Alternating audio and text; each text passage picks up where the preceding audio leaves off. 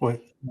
Welcome in here to another edition of Five Star Values. We have Jamie Shaw alongside here as we talk through the recruiting world. And as we are still in the preseason, we're getting right up on the start of real college basketball. We are going to conclude our kind of preview of this recruiting class, the 2025 guys who are now on campuses. They're making their preseason debuts.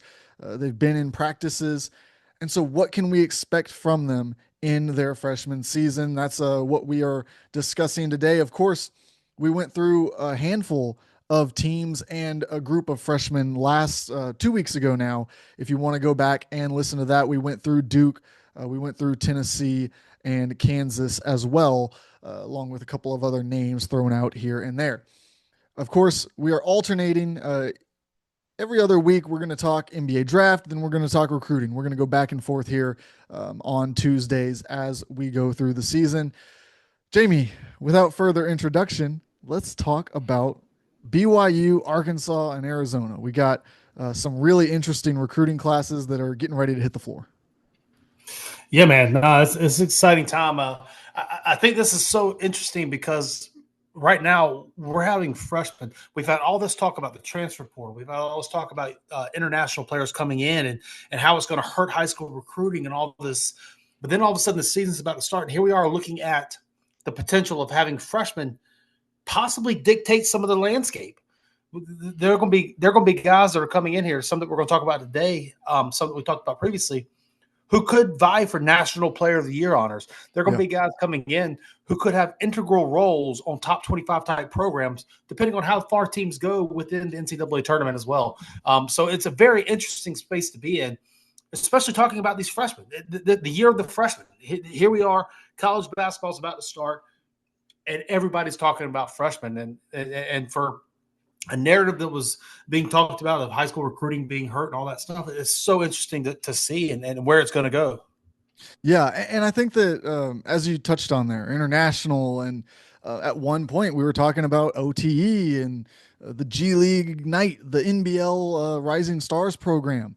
It feels like NIL might have saved college basketball. Now, a lot of people don't like it. There's all kinds of frustration over what it does create, but it brings us the top NBA draft prospects to the game where we can see them all in one place. They're all playing college basketball. They're all trying to make it to the NCAA tournament and kind of cement their legacy at this level before they go to the NBA game. Chief among those is AJ Debinsa. And so we got to talk about him. We got to talk about him within the context of this BYU class, this BYU team, but just the sport of college basketball this season. He is going to be one of the major players. One of those guys you were talking about could be in the National Player of the Year mix. For sure. He's come out. He's played 2 exhibition games so far. We've had Nebraska where he went for 30 and UNC where he went for 18. Looking at what he does, looking at what he's able to bring, you see him violently getting downhill. Mm-hmm. That's obviously the eye-popping thing. That's what you notice immediately. At 6'9", possibly 6'10", a guy who's able to get downhill, create advantages in the half court, and finish at the rim consistently above other players, get to the free throw line. However, you also see skill. You also see the ability of somebody who's able to create advantages in the half court within his area, within a phone booth. You see the footwork. You see the mid-post work. You see his ability to just create clean looks at the basket all throughout at multiple levels of the floor. And as the three-point shot is continuing to develop, you really see a guy who has a lot, which is why he's being talked about as the number 1 overall prospect in next year's draft upcoming. You see a guy that offers everything along the lines of upside and what could be the long-term potential of what it could get to. You're seeing it in place. You're seeing it within the construct of a team that is developed around him. You see it, so he's not going to have to initiate every possession. He's not going to have to score every possession. He's not going to have to hit the boards and crash every possession. He's going to be able to get within the flow of what his offense is, and he's doing it with a guy in Kevin Young who was at the NBA level, at the incredibly high level. He's going to be able to streamline his game, find efficient looks, and what he has right now is going to be even more efficient as the season goes on, as he gets used to within the flow of the offense and what his team's doing here. But what you're seeing with AJ Dybasta is just a lot of tools, Yeah. a lot of boxes checked that you look at the highest level with the positional versatility, the athletic fluidity, and explosive pop, and the skill set, the footwork, the balance points, being able to score at multiple levels, et cetera. The list goes on. The raw talent of AJ Dybasta is so incredibly high. It's going to be fascinating to see how it continues to grow throughout the season. Yeah. He's such a fascinating player here at the top of this draft class. And I think this whole draft class as a whole, the way that it's going to be talked about is going to be such a reset from what conversations have been in the past few years. I mean, you look at last year and it was the Cooper Flag show. And then it was what behind that did we have the year before? There were different kinds of conversations because there wasn't that generational talent coming through in that class. You look the year before, it was Victor Wembanyama. Okay, yeah, he's Victor Wembanyama. Then we'll talk about everybody else. This year, we've got. That's tough, though. Victor, man. Yeah. Man. Yeah, exactly. You talk about Victor, and it's just like, okay, yeah, Victor's something different. But this year, we're talking about three guys who could, maybe even four, depending on how Ament develops over the course of the season, who could be real viable number one caliber prospects on any board. And so they're going to get picked apart in ways that some previous number one pick candidates haven't been. They're also going to get highlighted in a way that some others have not been throughout the course of the season. And so for AJ, I think what the common fan is going to be able to see immediately is getting to spots. I mean, he can get to his spot almost anywhere on the court that he wants. That's what he is going to excel at. That's going to make him stand out. That's going to make him look different on the floor than the other guys who are around him. And then from there, yeah, we're going to get into all the NBA draft talk things of range of outcomes, measurements, all kinds of different things that will separate him, Peterson, Boozer, Ament. But when it comes to college basketball, I think that he is just such a unique breed of player that we don't see often, because when we do see them, they're only here for 1 year. No, for sure. And I think it's going to be interesting, too, because it's two very different conversations. You have the guys who are going to vie for national type player of the year. Then you have the guys that are going to vie for number one overall pick. Mm-hmm. I don't think Cam Boozer and Darren Peterson are yet to AJ Dybasta's level when it comes to NBA draft stock. Yep. However, I think both of those guys will probably have more productive college years this year and vie for the National Player of the Year. I don't think Dybasta will vie for National College Player of the Year this year, possibly All-American honors, but I do think that the other two will. So that's just the different, the different dynamics, the different conversations that are being had within the realm of what these freshmen are bringing. Yeah. And then we look at the rest of the class. Xavier Staten, of course, is going to get plenty of attention. He won't have to come in and be an immediate impact player because they've got some veteran depth in that front court. But I've liked the tape that I've seen of him. I've really liked at 7 foot his ability to do some things on the defensive end and potentially carve out a role for himself on this BYU team. What he brings is he was the premier rim protector in the 2025 high school recruiting class. Now, he was newer to the game, so there's a lot of development that still needs to be had when it comes to feel, when it comes to instincts and stuff for the game. But his rim protection, which is an incredibly valuable aspect of the game, was undeniable.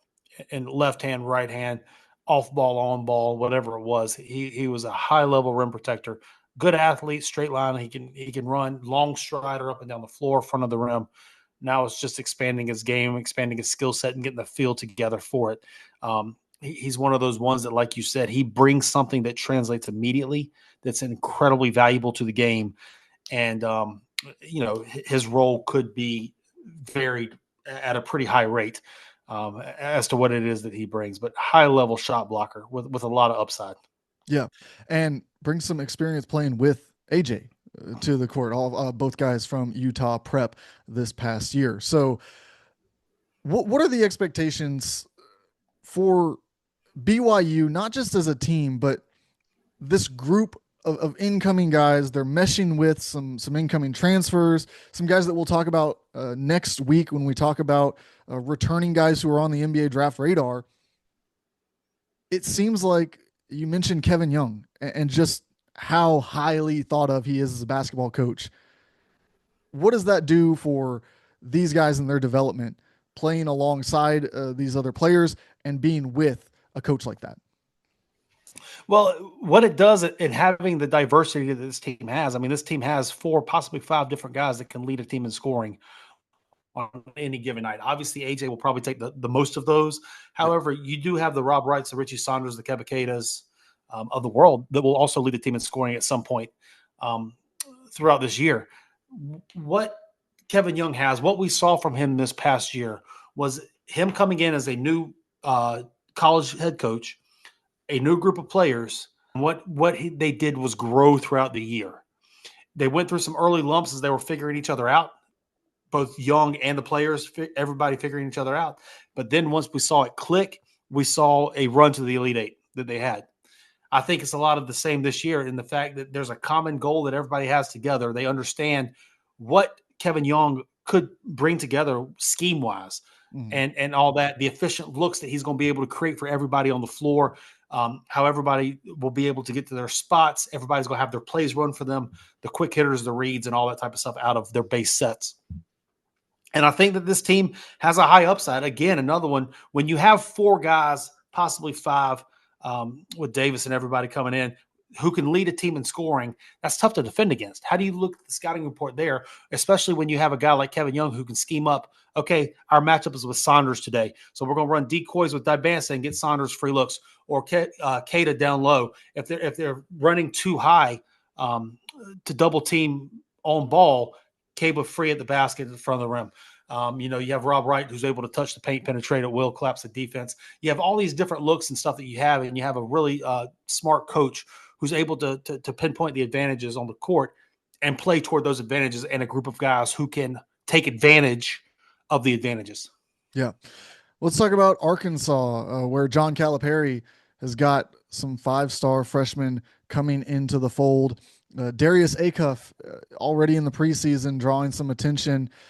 He is going to be one of the best freshman point guards out there. There's no question about it.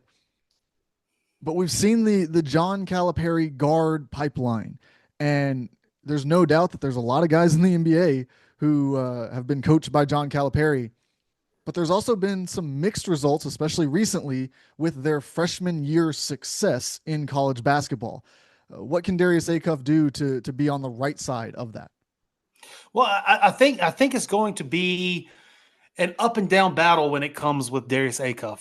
I think you're going to see a lot of times where you see the undeniable talent that he has, but I also think there's going to be some ebbs and flows when it comes to decision making, when it comes to team concepts, when it comes to forcing things as well. Darius Acuff is able to create advantages, create looks often. He's on the smaller side at about 6'1", maybe 6'2", quick first step.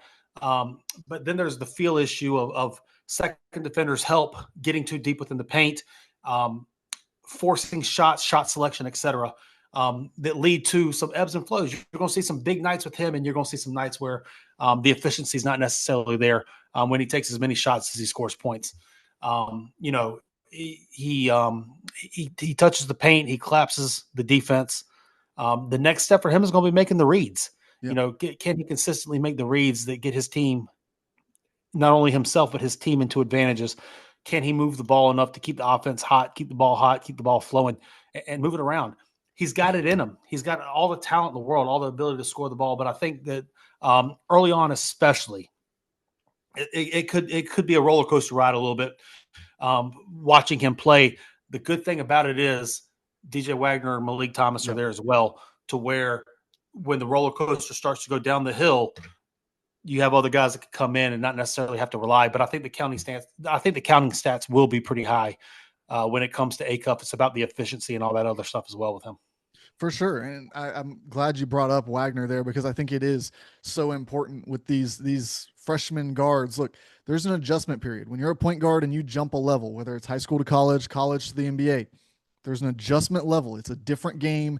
You're going to have to read it differently. You've got in most cases, now he came from IMG, so who knows, but in most cases, the most talent around you and against you that you've ever faced.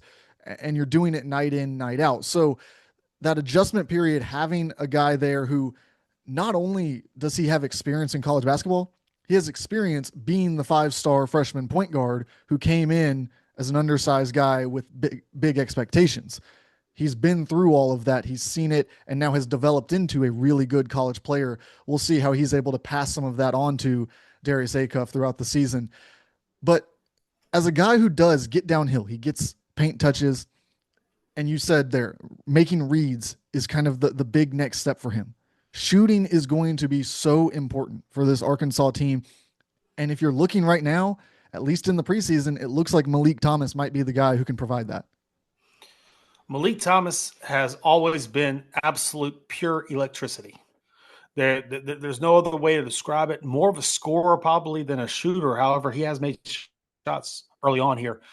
He's always just been able to find just a lightning bolt of production. Mm-hmm. Every time he stepped on the floor, whether it be winning a state championship as his high school team, playing AAU on the EYBL circuit, or at OTE, every time he stepped on the floor, you couldn't take your eyes off of him. He was loud. He was boisterous. And his game was also loud and boisterous. And you're seeing that early on in exhibition games at Arkansas. Yeah. He's another one. He's a ball in hand guy. So it's going to be interesting to see how him, Acuff, and Wagner, all three work together in unison. But there's an electric factor there. He's got quick hands in the open floor defensively. He's aggressive, and he's able to create shot opportunities. He's able to create looks. He's able to get into the teeth of the defense and create shot opportunities. So Arkansas has two guys who can create something out of nothing. They have two guys in their backcourt with both Malik Thomas and Darius Acuff, both freshmen, who are able to put the ball in their hands as the shot clock's running down and get probably a clean look at the basket. Yeah. Now, for both of them, it's going to all be about consolidating that game and finding their spots on the floor, getting their balance points together, and then, working through the efficiency aspect of where it's come. But it's been very, very, very apparent early with Malik Thomas through these first two games. I think he had 24 last night in that game, and it was just consistent, consistently able to apply pressure with the ball in his hands and on the defensive end of the floor against Memphis, and what it is that they have going. Yep. Arkansas also brings in Isaiah Sealy and Paolo Semedo, who is a kind of a late addition to that front court. Not sure that he's going to have, at least early in the season, a big role on this Arkansas team, but definitely a guy for the future to watch for as he continues to develop. I mean, they don't make a lot of guys who are 7'1" and can play like he does. Both of them, Sealy and Semedo, are both guys to watch for the future as they continue to put things together. Sealy's a local guy out of Arkansas, 6'6", 6'7", ball in hand guy who can make the decisions. Just needs to put on weight and get used to the speed of the game. And Semedo, another one, just a fluid mover. Just you don't see guys that move like he does at 7'1", what he's able to do. Yeah, let's move on to Arizona here. Sneaky good recruiting class. I think that one that we haven't talked nearly enough about, and it starts with Koa Pete, one of the most accomplished guys. Now, translation from one level to the next, we talked about how important it is with point guards. Well, with Koa Pete, it's at the power forward spot. So not one that you typically think of as a difficult transition going high school, college, NBA. But there are definite questions about what exactly goes from one level to the next. What does go from one level to the next, though, is the night in, night out, just dominance and winning. For sure. In Arizona to this class, I mean, we'll probably only talk about the domestic guys here. The international guys, Yvonne and Ceedy, both are guys to watch as well when it comes to next level production and what they're able to do on the floor. But with Koa Pete, man, he's just got a lot of tools. A big physical player. He imposes his will on you. He's able to make decisions with the ball in his hand. He can be a versatile defender. He can rebound the basketball. But he's somebody, 4 state championships in high school, 3 gold medals coming up with USA basketball. He's somebody that winning has kind of followed around. He's somebody that popped early. Everybody was chasing him, and he maintained his status within the not only within the top 10, but he won multiple levels with his name at the top of the scouting report. Everybody kind of knowing who he was, playing 17U as a 15, as a freshman in high school and on the Adidas 3SSB circuit. His game's a little quirky, not a great shooter, not the most laterally quick, but he's a big physical guy who has a massive basketball IQ. He's able to find advantages on the floor. He's able to create advantages on the floor. And something tricky this summer between his state championship run as a senior to USA basketball, it looks like he developed pop, like a lot of pop. He's able to get downhill, get his head up to the rim type athleticism. So eager to see how that kind of plays within what he's going to give this year at Arizona. But there's so much there as a connecting piece who can make decisions with the ball in his hand. Yeah, you add that top end athleticism to the strength, the winning, the just motor, and suddenly it goes from as I said, it's kind of a let's wait and see what the exact role is. We know that he's going to make an impact, but what is it going to look like? To okay, there starts to be an archetype there. You've seen guys who have been the super strong, super athletic guy who makes the leap and continues to develop their game throughout their career. He's joined though by Braden Burries, who I'll be honest, I've heard wide variety of opinions on his game. It's definitely not for everyone, but I'm really intrigued by it. For sure. And even one more thing back on Koa. Koa's a player, too, who could make a run at the first team all league type situation. Yep. There's a very real potential of having Dybansta, Peterson, and Koa Pete on the first team all Big 12. I mean, the freshman class in the Big 12 is huge. But looking at Braden Burries, what you have with him is he's a lengthy 6'5" guard, comfortable with the ball in his hand, comfortable creating advantages on ball. And, toggling in between that 1 and 2, the secondary initiating type role, also the finishing role, play finishing role at a guard. Strong physical. He's a little bit older with the freshman as well. Doesn't really have a lot to his game that pops, but there's a lot of substance there. Mm-hmm. There's a lot of stuff there that he brings that aids in winning, that elevates the floor of the team and helps people around him maximize what they're able to do as well. There's just a lot of stuff there, and he can finish plays, initiate plays, on ball, off ball, long, strong, positional size. There's a pretty high floor that he brings to the table. Yeah, and those are the kinds of guys that I've always been high on. Is the long, can handle the ball a little bit, can do what he's asked to do in a variety of roles, and I think that there's just if you can get to that point, like you said, there's a floor, and then if you can develop over your freshman year, get a high level 3-point percentage that is now on tape that people are looking at. Maybe it's more improvement on the defensive end that now people are thinking, okay, potentially a guy who can line up and be the defensive stopper in the backcourt. If you can add just 1 or 2 extra pieces to your game from the platform that he has, you start to become really, really valuable at the next level. For sure. There's just a lot there. A baseline, like you said, a high floor. Yep. Dwayne Aristode also in this class, a guy who comes in at the forward position and at 6'8". I'm interested to see where he fits into this team. I think more than anything, I've seen some good stuff. I've seen some stuff that I'm curious about. What do you think his role will be in year one? Well, I think he kind of brings, it's not a one-to-one situation, but I think he kind of brings a lot of the same stuff that you saw with Carter Bryant this past year. The 3-and-D type of situation, a fluid mover at a lengthy 6'8" who can space the floor and shoot the basketball. He's got athletic pop. He's got some toughness, understands a little bit of physicality as well. But the shooting is going to be the X factor. I mean, if he can get that thing in the 38% plus on volume, there's a lot to like there as the floor spacing guy who can guard multiple spots on the defensive end. For sure. And Bryce James kind of wraps things up. He's redshirting this season, but he is part of this recruiting class here at Arizona. And look, I don't think that he ever got the kind of unfair hype that Bronny did, and we'll see how that kind of plays out over both of their careers. I think that Bryce is going to be given the long runway. Now, does that mean he's going to be better than Bronny or ever even sniff what Bronny is as a really good basketball player? Of course, comparing either of them to their dad is just completely unfair. But what is there to like about Bryce's game that could pop up after a year kind of developing?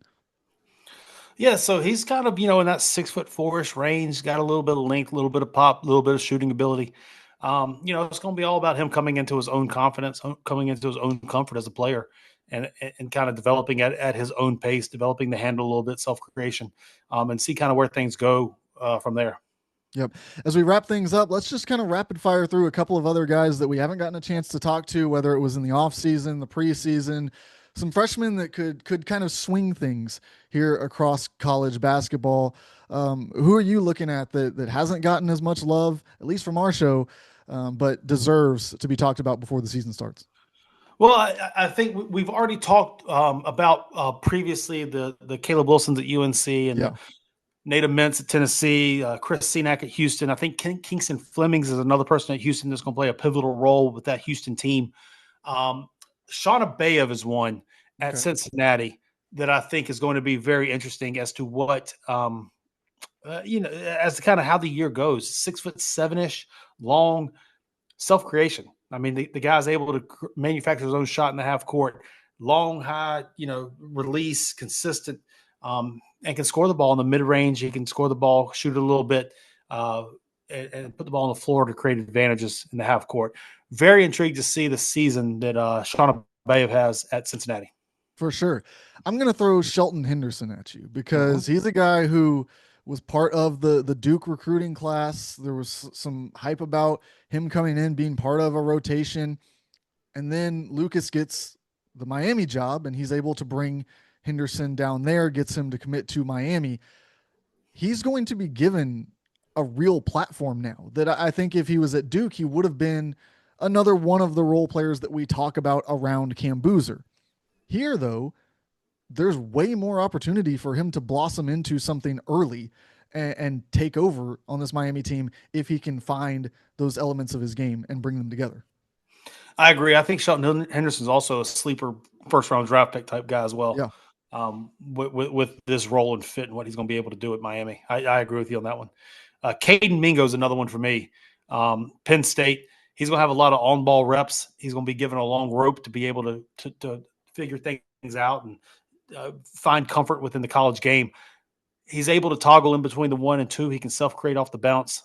He can also get a team into offense, and he's a good defender. He's somebody who can pester the point of attack. He can be aggressive off ball as well. I think there's just going to be a pretty high floor for the production that Caden Mingo is going to have this year at Penn State. Yep. I'm watching Jalen Harrelson at Notre Dame. I think that this is another team where he comes in. Look, Tay Davis is gone.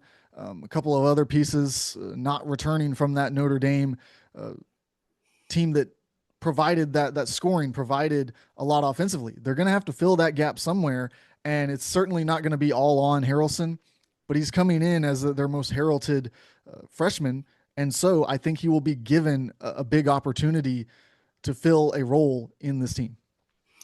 Yeah, I like Harrelson too as a connector. I think he's a big time connector. Uh, Looking at in kind of the Big East, I think Caden Lewis is somebody who could have a very big season for this Villanova team. Um, Somebody's got to put the ball in the basket.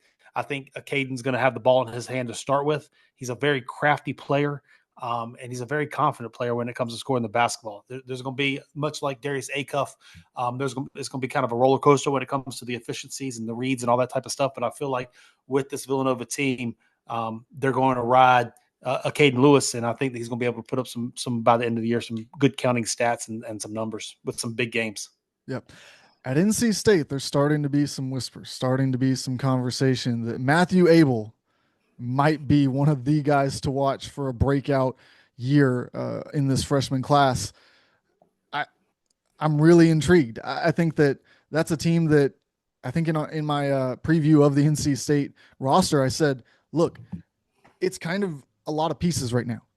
There's going to be every opportunity given to everyone on that team to break out and prove that they should be the go-to guy. I think that Abel is going to put himself in that conversation. I think at 6'4", playing the guard spot, I think that there's every opportunity for him to be a guy that we look at by the end of this season and say, wow, he has gotten himself into at least the conversation where we're talking about the NBA draft and what his stock might be.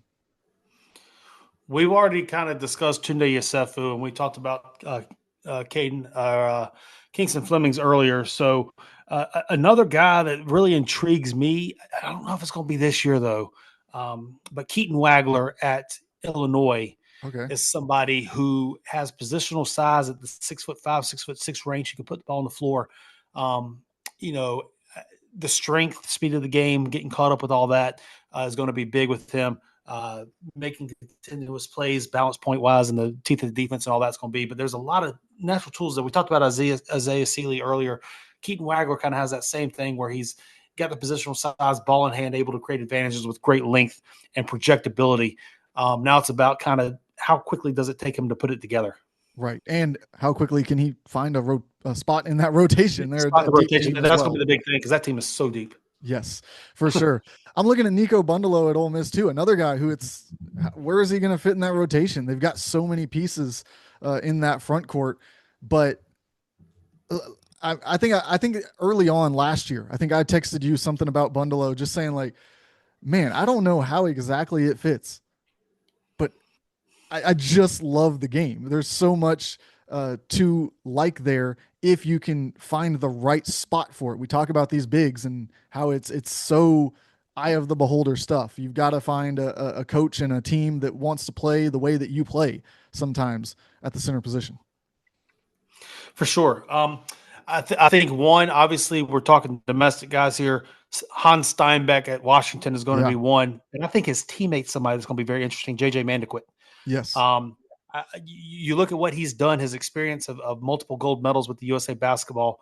He's somebody who's a throwback kind of point guard. He really knows how to run a team, somebody who has unbelievable processing ability, ball in hand. He can play, manipulate a screen incredibly well. He can get down into the teeth of the defense and just sprays the ball all over the place. He's somebody that I'm very intrigued to see if he's able to carve out that role as the starter at Washington. But I also think that he's somebody that by mid-season, if he hasn't already, could be doing too much production to ignore and have on the bench. I think JJ Mandequit could be in line for a very intriguing freshman season. For sure. And to wrap us up here, we've gone back and forth a few times now. I'm going to throw out Kyan Anthony. It's just going to be fun to see him play in that Syracuse uniform. Look, Syracuse has not had much success in the last couple of years. Can you imagine if he could get them back up into the national conversation, the kind of conversation that would create about the Anthony family and their legacy, which is already cemented at that school? No, for sure. That would be fantastic. And I have two more high school teammates that were in there. I think an intriguing person who has there's a pathway for him to get is Cole Rosario at Kansas. And then his high school teammate Eli Ellis at South Carolina. Yes. Who had 24 this past weekend against Matthew Abel and NC State.